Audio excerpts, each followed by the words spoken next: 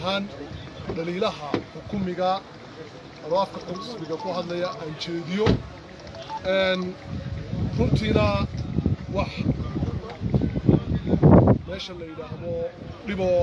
aan kula kulmay meesha ma jirin taliyaha CID-da si sharaf laga soo dhaweeyay si sharaf la su'aalay weydiiyay su'aalihii wuxuu ku saabsanaayeen dhaliilaha u jeediyo xukuumadda kulmiye 6 sanadood ugu dambeeyay dabcan taana de waxaan u haysanaa shahaado inaanu dhaliilno oo dhaliilaha xukuumadda aanu sheegno wixii jawaabana waan siiyay wuxuunbaa aad dadka waxaan xantaynayaa oo iyaduna meesha ku jirtay arrintii shalay aan ka hadlay oo ku saabsanayd anuu deegaankan ka soo jeedo iyo dadkayga iyadana laftirkeedana su'aal bay iga weydiiyeen oo waxay igu dhahdeen arrintaa aad tiri madaxweynuhu wuxuu yidhi deegaanka yar baan isaga taag lahay maxaad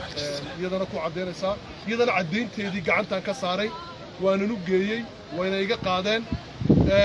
wax kaloo dhiboo jirtaana ma jirto